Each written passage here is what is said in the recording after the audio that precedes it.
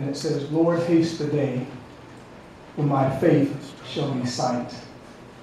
And I want to thank God that on May 3rd, 2016, that He put on the hearts of some 8,800 plus citizens in Hampton to make my faith sight.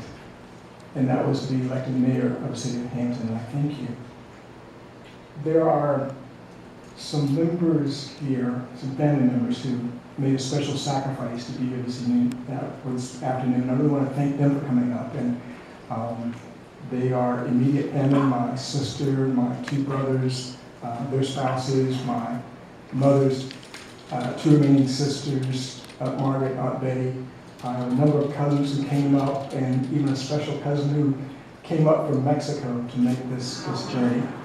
I have a former housemate, roommate who came down from Northern Virginia, and a special friend from college who came down last night from Washington, D.C. on the train. So I'm very, very thankful for them. I made a list in my mind of people who I really want to thank, and that's because when we started this journey some 20 plus years ago, it was my wife, Robbie, and my daughter, Elizabeth, and nobody else. But the Lord had placed it on my heart back when I was about 6 years old, and I think about how He would do that to somebody who's in a four-room house that the pipes froze in wintertime, and my father had to bring water from his job for us to have water to drink and to bathe with, and the house was so cold in wintertime that he had put blankets to the windows to keep us warm. But yet, God put it on my heart that I could be here one day.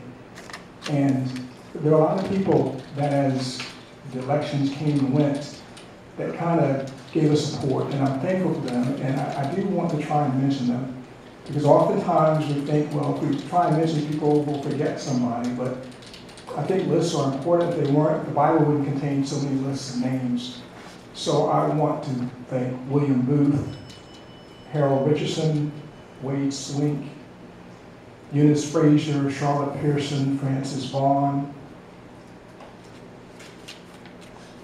Rudy Langford, Turner Spencer, Alan Vaness, Jack and Mary Hall, John Krulis, Jack and Inga Gardner, Lily Mae Jones, John Krulis, Bob Killen, Phyllis Porter, Mildred Stewart,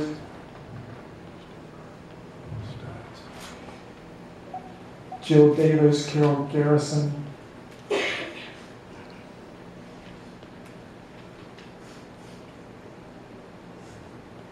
our memory's starting to fail me, Eddie Deerfield, James Nicole Quigley. These, and Miss Celestine Monroe. And I may have left someone out, but these are people who are special because they supported me, they encouraged me, and we picked up a lot of the folks along the way. I'm very, very thankful. And Claude Van and Mr. Tucker and just other names I could call, Brenda and Mike Baccarelli, Angela Leary and Tom Leary. Just want to thank them for their support and encouragement. And finally, I know that sometimes mayors are expected to give a vision statement, a mission statement.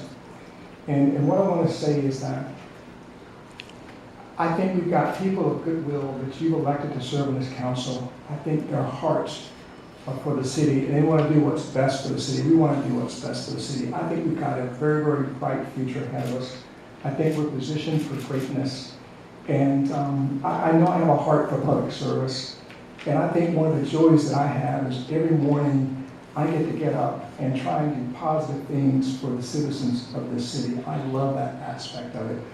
And I just want you to be patient with us. I think we're going to be adjusting to roles. We're going to be adjusting to each other.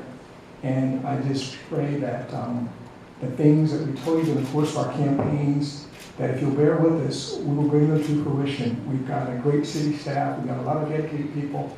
I know we're going through some challenges now. Nationally, we're going through challenges, but we will get there. We have a heart for the city. We will get there. And now with that said, I'd like to call on Father Jim Curran of the Basilica of St. Mary of the Immaculate Conception to give us our benediction.